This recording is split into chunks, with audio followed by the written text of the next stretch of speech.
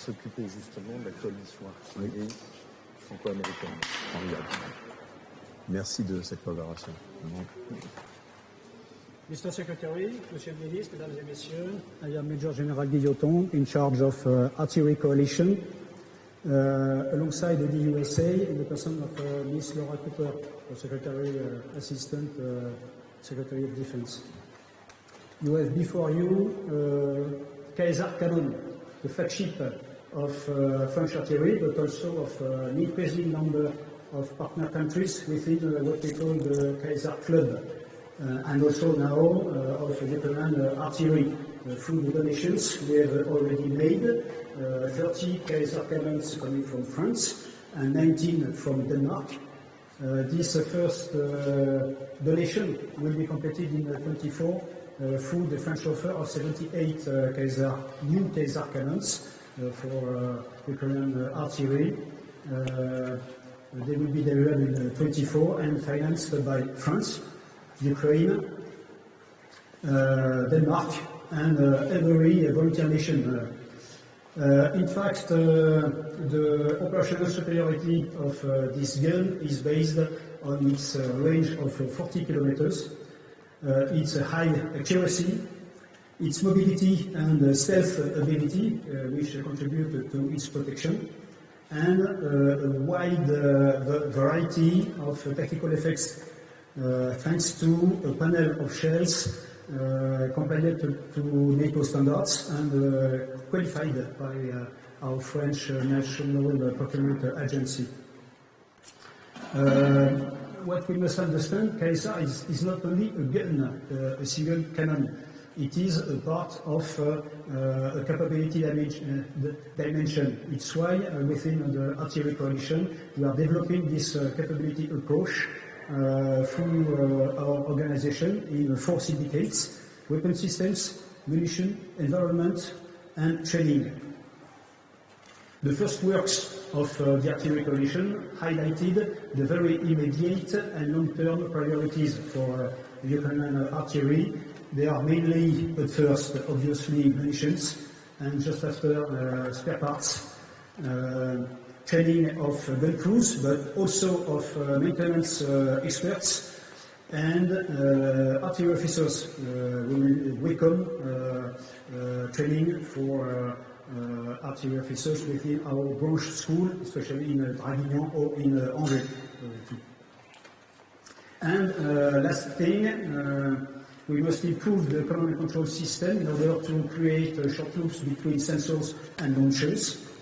And obviously, we must, as said Mr. Shamoussi just before, we need to develop industrial partnerships in order to develop local production capacities directly on the field.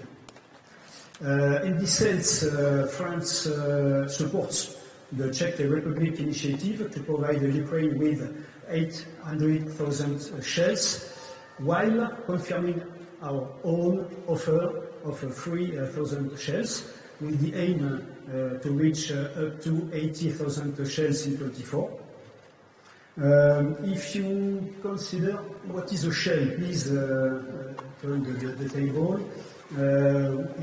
We must understand that a shell is not only this. We must add the fuse, the propellant charges, and the primary explosives. And it's why in the very current context of tension about powders and propellant charges, we need every support, and the position of France, it is the necessity to build industrial capacities within NATO countries and within Europe especially. And obviously we will welcome every support in this area. Mr. Secretary, I give you the floor. Thank you very much, Sébastien. Are we going over here? Thank you.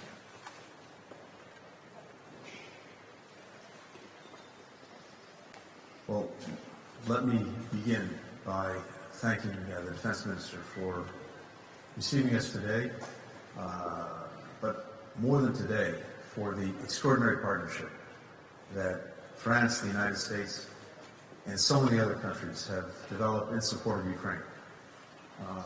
helping them resist the Russian aggression that continues to this day. I think what Minister Lecornu, Secretary Austin, and others have built is truly extraordinary, both in providing the artillery systems, the munitions, the air defenses that, up until now, have helped ensure that Ukraine could resist, and resist effectively, this Russian aggression. I have not seen in the 30 or so years that I've been involved in these issues a better example of burden sharing between the United States and its partners than the one we see in Ukraine.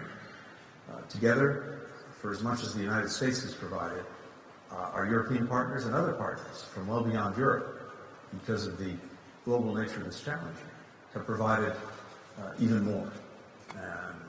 But even as we've accomplished all of this, and even as Russia has suffered what I believe to be a strategic debacle in Ukraine, it's weaker militarily, it's weaker economically, it's weaker diplomatically. Ukraine is more united than ever before. Europe has taken itself off of the dependence on Russian energy, and our NATO alliance is both stronger and now bigger by 2 members. And of course, Ukraine, which many predicted would fall in a matter of days, continues to stand strong. But we are at a critical moment where it is absolutely essential to get Ukrainians what they continue to need to defend themselves, particularly when it comes to munitions and air defenses. And so there's a near-term challenge that we're working together to meet. It's another reason why the supplementary budget request that President Biden has made to Congress must be fulfilled as quickly as possible. It's needed now. It's needed urgently. But it's also an investment in ourselves. And what we've been talking about today, besides the immediate challenges for Ukraine, is the work that both of our countries are doing, and where France is a real leader in so many other areas, in building back and strengthening our defense industrial base. Because unfortunately, the challenges that we're seeing in Ukraine are not going to go away tomorrow. And we have to make sure that we have the means not only to continue to help Ukraine, but to make sure our own defenses are as strong as possible.